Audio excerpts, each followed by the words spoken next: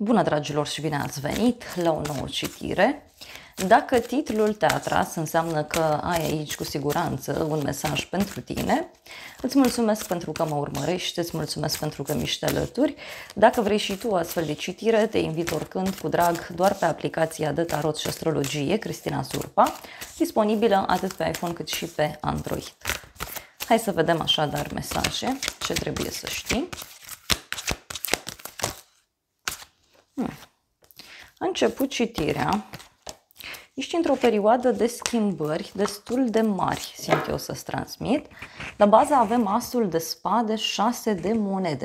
O decizie care ține de bani, văd aici. De asemenea, putem să discutăm și despre o perioadă în care lucrurile încep să arate mult mai clar în viața ta. Poate să fie vorba și despre un adevăr pe care îl afli, dar poate să fie vorba, bineînțeles, și despre o victorie cu asul ăsta de spade. Deci este vorba despre un nou început, o nouă etapă în viața ta. Tot asul de spade poate să reprezinte și o persoană nouă, o regulă nouă pe care tu ți-ai impus-o. E ca și cum te-ai hotărât aici, nu știu, să faci economie, sau e ca și cum te-ai hotărât să fii mult mai chibzuit cu partea de cumpărături. Ce văd eu aici e că în urma unui eveniment neprevăzut, fie ai primit bani, fie este vorba despre un pachet, un colet care a venit poate mai devreme și care poate ți-a clarificat puțin situația. Te văd foarte hotărât sau hotărâtă în a rezolva ceva important. Pentru tine avem roata destinului în plan personal. Deci aici e o decizie care se ia. Lucrurile încep să se miște într-o anumită direcție din punct de vedere amoros sau din punct de vedere personal. Tot roata destinului poate să reprezinte și o schimbare bruscă de direcție. E ca și cum totul se schimbă radical în viața ta peste noapte. Este despre a închide ceva, e un eveniment asupra căruia tu nu prea poți să intervii. Însă ce mai simt eu să vă transmit este vorba despre o perioadă norocoasă. Mai văd aici, bineînțeles, și legătură cu zodii fixe. Taur, Leu, Scorpion și Vărsător. Apoi avem Împărăteasa, o conexiune cu zodia Taur sau zodia Balanță. Este clar că în plan personal tu te axezi foarte mult pe ideea de stabilitate, pe ideea de bani. Împărăteasa poate să reprezinte și faptul că te afli într-o perioadă în care atenția este foarte mult îndreptată pe partea financiară, dar și pe partea de confort. Da? E ca și cum îți cauți confortul. Hai să vedem roata destinului ce spune. A venit și motanul să vă salute.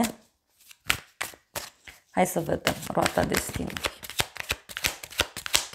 Simt aici în plan personal niște schimbări mari care fie țin de tine ca și femeie, cumva tu le inițiezi, fie schimbările astea țin de o femeie importantă din viața ta. Hai să vedem despre ce e vorba. 6 de cupe și 5 de spade în plan personal. Da, deci cineva care își urmărește interesul. Este vorba despre o persoană aici care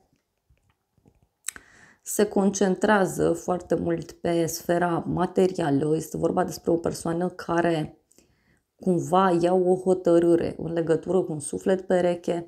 Poate să fie și o situație din trecut care se repetă, dar ce mai simt eu să vă transmit e faptul că roata se poate învârti pentru cineva anume.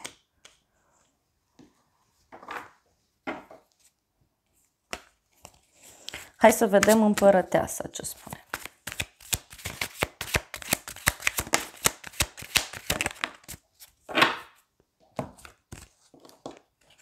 Regele de monede, regina de cupe, o conexiune cu o zodie de pământ.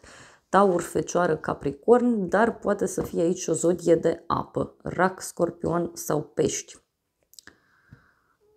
Două persoane, nu știu, un cuplu care se concentrează mult pe starea lor de bine, pe abundență, pe partea materială a vieții. Poate să fie și că împreună cu cineva te răsfeți, da? Te răsfeți. Un cuplu, iarăși în viața ta, ar putea avea un rol important. Uite, pentru unii poate să reprezinte cu spânzuratul aici un moment de pauză, de odihnă. Fie o vacanță în care mergi cu cineva, fie este vorba despre un moment în care tu îți dorești liniște alături de parteneri, e ca și cum vă luați împreună un weekend liber, o seară petrecută împreună. și avem nebunul și 7 de monede. Deci poate să fie și o veste aici care, bineînțeles, ține și de bani. Hai să vedem în plan profesional. Avem 5 de bâte, deci este o provocare aici pe care tu reușești să o depășești, reușești să o depășești împreună cu cineva. Deci e o persoană care te ajută să depășești această teamă, această provocare. Mai poate să fie și că cineva îți cere ajutorul într-un astfel de context. Ce mai văd pentru unii? Văd aici un fel de concurență. 4 de monede și nebunul, da? E ca și cum cineva se luptă pentru a-și menține poziția. Cineva se luptă pentru a se menține într-un anumit punct. Poate, bineînțeles, să fie vorba, în unele cazuri, și despre o persoană foarte sigură pe ea.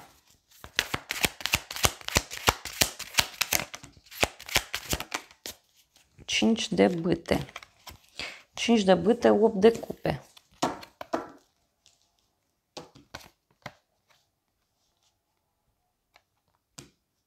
Și cavalerul de bâte. Deci cineva care renunță rapid la un anumit lucru.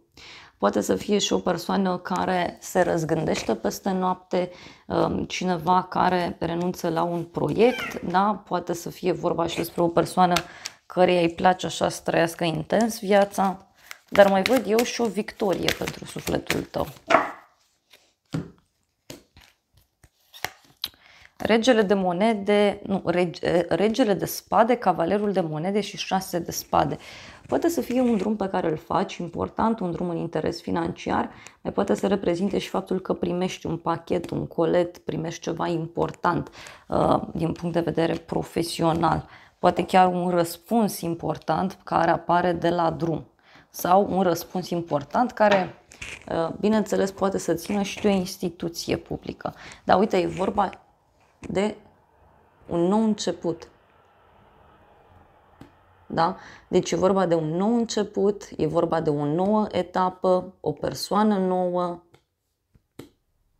proiecte noi, colegi noi, mai poate să fie. Mai vreau o carte.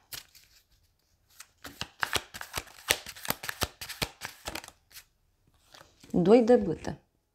Uite, ești într-o așteptare mare.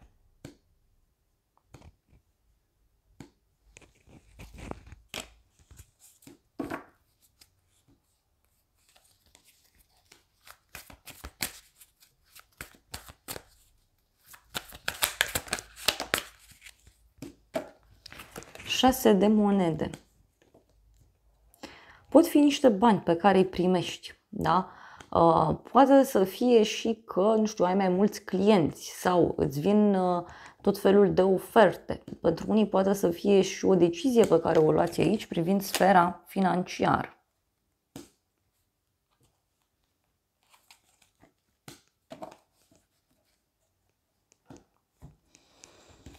Hai să vedem surpriza. Surpriza e ermitul, cavalerul de monede și luna. O legătură cu zodia Fecioară, zodia Pești. Surpriza are legătură cu o persoană care vine către tine la o vreme de seară. Este o persoană care are ceva de ascuns, este vorba despre o persoană confuză, poate chiar persoana asta are o problemă fie de sănătate, fie are o problemă emoțională. Surpriza ține și de un personaj care e mai dur din fire, cineva care are totuși o experiență de viață, cineva care ia totul încet și sigur. Ia să vedem noi despre ce e vorba cu ermitul ăsta.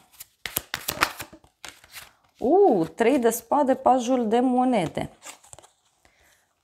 Surpriza, uite, are legătură, nu știu, cu cineva care are o problemă, fie cu un copil, cu un student, un adolescent, fie ceva legat de un examen, fie este ceva legat de un nou început din punct de vedere financiar.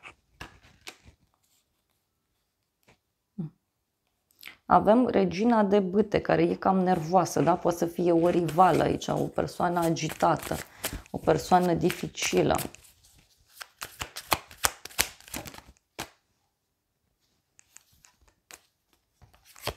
Luna. O legătură cu zodia Pești. Luna, bineînțeles aici că poate să reprezinte și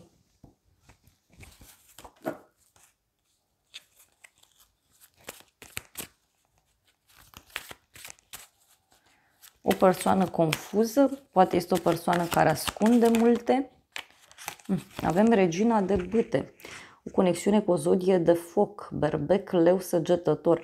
Poate surpriza pentru unii dintre voi are legătură cu o rivală, da? Sau cu o inamică. E o femeie așa mai energică din fire, mai pasională, mai glumeață, dar este și un personaj care necesită foarte multă atenție.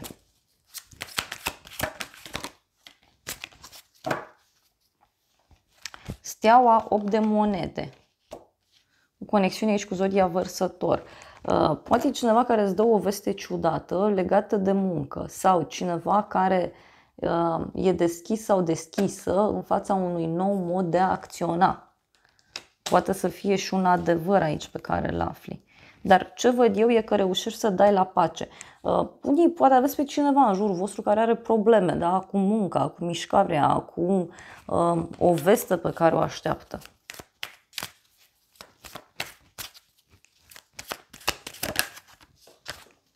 Cavalerul de cupe.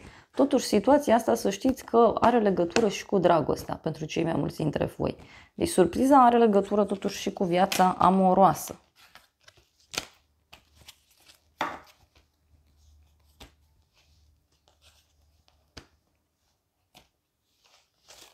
E o persoană care pur și simplu stă și tace în fața acestor schimbări. E o persoană care conștientizează faptul că nu mai are ce să facă. Conștientizează faptul că așa sunt menite să fie lucrurile. Da? Și uite, e cineva care fie are niște probleme în casă, în familie, fie situația asta are legătură cu o persoană importantă din casa ta, din familia ta. Parcă e cineva care ar avea o problemă de sănătate sau cineva care se simte abandonat sau se simte dat la spate. Da. Hai să vedem ce zice și acest oracol. Da, motanul e foarte posesiv și foarte gelos. Nu știu că stau și fac citire și nu mă joc cu el. Asta vreau.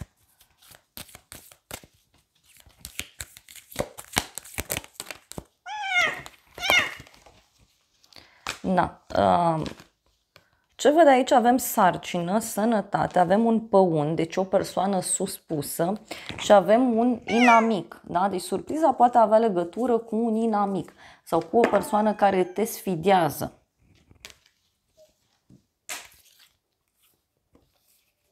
Cineva care își schimbă direcția. Și avem mireasă, angajament și cooperare. Poate e vorba de o persoană care are o responsabilitate, cineva care își dorește să cooperați, cineva care își dorește să colaborați într-un mod cât mai benefic. Dar, repet, ce văd eu aici ține și de o persoană care e foarte geloasă și o persoană care luptă foarte intens pentru locul său, pentru stabilitatea sa, pentru proiectul său, pentru situația în care se află.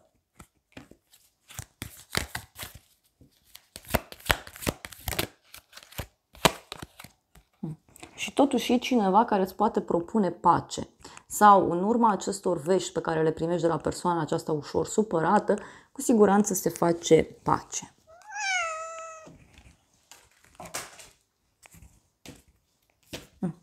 E un mesaj surpriză, da? Legat de o alegere.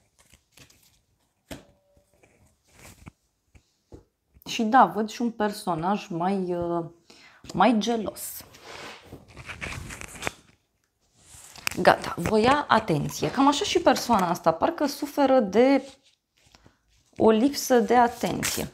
Hai să vedem ce spune acest tarot în legătură cu surpriza. Surpriza ține de niște vorbe frumoase, o persoană sensibilă, o persoană cu sufletul deschis, care fie e dispusă să ofere ceva bani, fie este o veste care ține și de sfera financiară, dar văd clar și o persoană tăcută, o persoană timidă, o persoană cu sufletul deschis, cu foarte mare credință. Poate pentru unii să însemne și faptul că sunteți feriți, da, de un rău. Uite, avem cheia și copilul. Deci o veste surprinzătoare care apare și care ține de un copil sau care ține de o persoană mai tânără.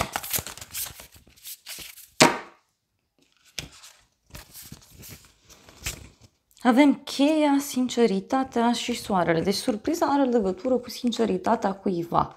Surpriza are legătură și cu un adevăr care se petrece. Un adevăr care se arată.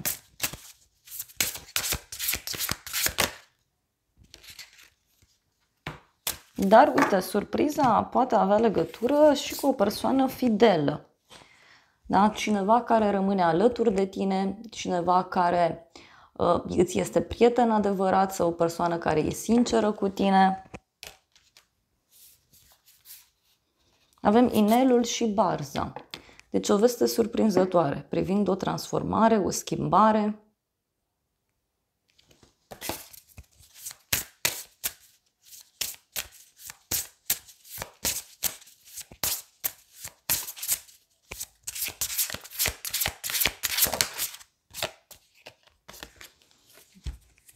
Poate să fie și o veste privind actele.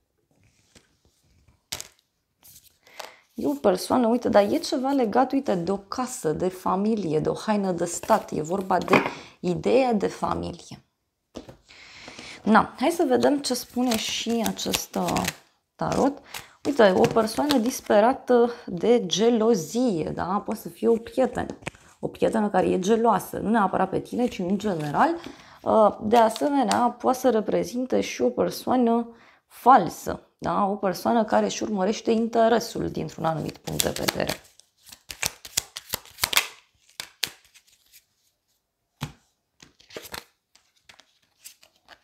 Fluturile și reuniunea. Cineva care pleacă undeva. Cineva care vine către tine. Persoană care își dorește o întâlnire.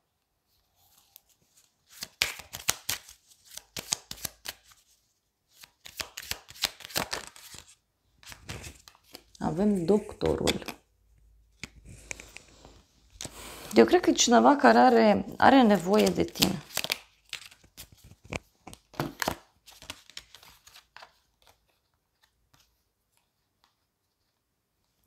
E cineva foarte gânditor, da? Foarte îngrijorat, nu știe ce să facă.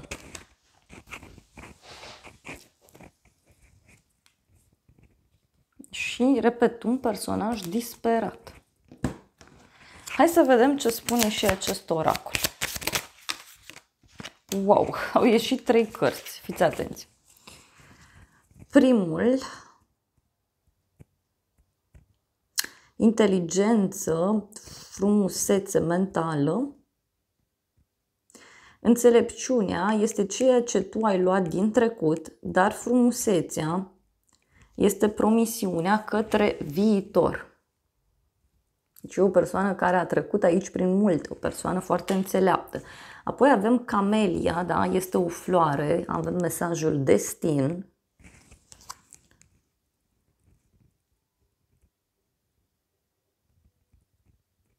Nu sunt stelele cele care ne țin destinul, ci e vorba de noi. William Shakespeare. Da, de cele mai multe ori să știți că astrele predispun, dar omul dispune, cum îmi place mie să spun.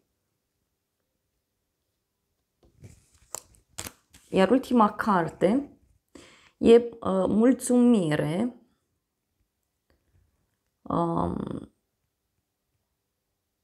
Mulțumirea face sens trecutului, aduce pace în această zi și creează o viziune frumoasă pentru mâine.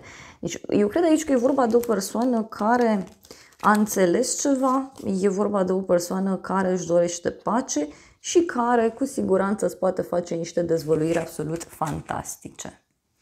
Vom lua și un sfat de la acest oracol.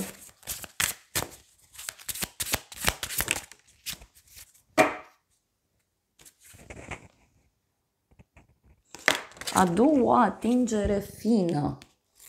E vorba de o persoană fină, o persoană finuță, așa, din fire. Și mai avem aici spiritul lupului, da? A transforma cunoașterea în înțelepciune. Și și că adu ideile la viață. E ceva legat de electricitate aici. Da? E un animal de apă. Și avem din nou elefantul, învață din trecut. Poate surpriza are legătură cu un personaj care învață din trecut?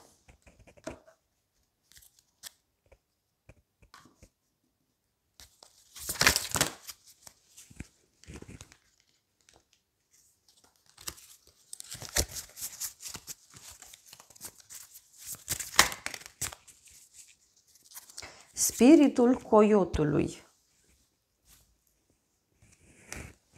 Avem aici. E despre a te încrede. Și avem apoi spiritul pisicii. Da? Arată-ți independența. Poate e cineva care vrea să-și arate independența sau o persoană care nu e încântată de ideea de independență pe care tu o ai. Și avem așa foarte frumos un canar, da? Spiritul canarului, cântă-ți propriul tău cântec. Foarte frumos. Deci e și despre o independență. Na, dragilor, acestea au fost previziunile de această dată. Eu vă mulțumesc pentru prezență, vă îmbrățișez cu drag. Sper din suflet să vă fie de folos informațiile și să ne revedem cu bine și data viitoare. Eu vă doresc să aveți parte de o zi sau de o seară cât mai frumoasă.